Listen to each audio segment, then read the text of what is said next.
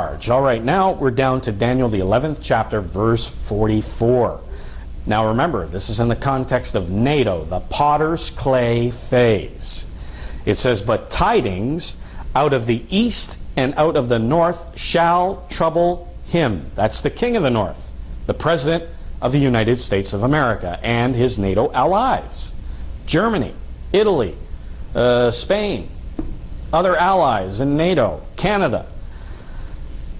The tidings, it should read reports, out of the east and out of the north shall trouble him. We show you that these two Hebrew words, east and north, mean Old Persia and Media. We document that in the booklet. Now, I've been emphasizing Persia, meaning modern-day Iran, and not Media. And it does mean Media. We document that in that booklet. And Media, the area of Media during that time, was northern Iraq, the same place where ISIS has taken over the major cities in Iraq in ancient Media. Now, it's not talking about people or tribes. It's just talking about area, the area of the east and the north, which is Old Persia.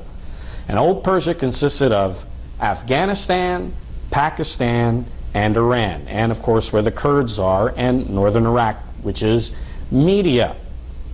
Now, we've heard reports there in 2001, reports of the Al-Qaeda network in Afghanistan declaring jihad against the West, and they were going to set up bombs all over Europe, and they were planning to bomb the United States as well. And then we saw the bombing of the USS Cole, we saw the London bombings, the Madrid bombings.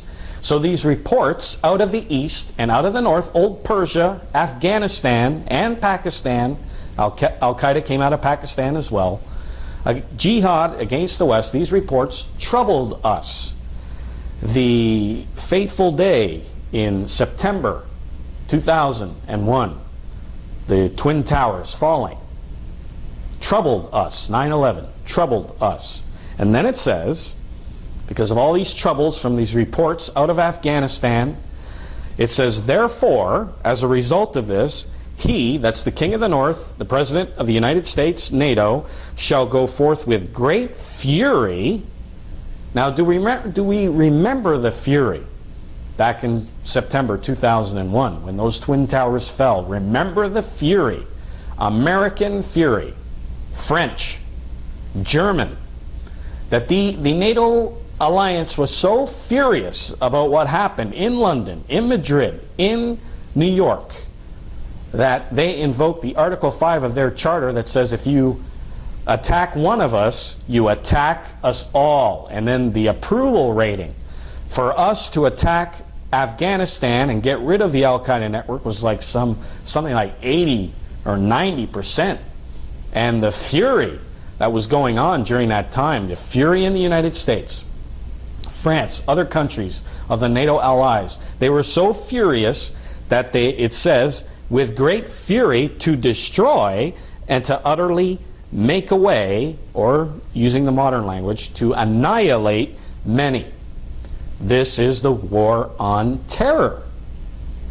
And we went out to destroy the Al-Qaeda network of terrorism. This is the war on terrorism, and this is where we are right now.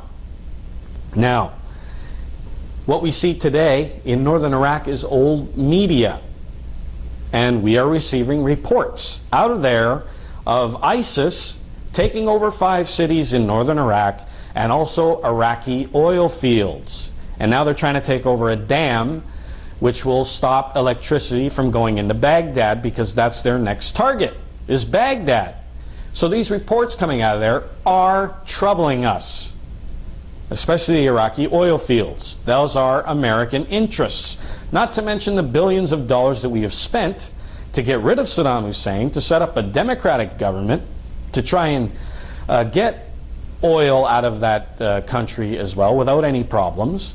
So this is troubling us, what we see in ISIS. So yes, what's happening right now is prophesied in the pages of your Bible.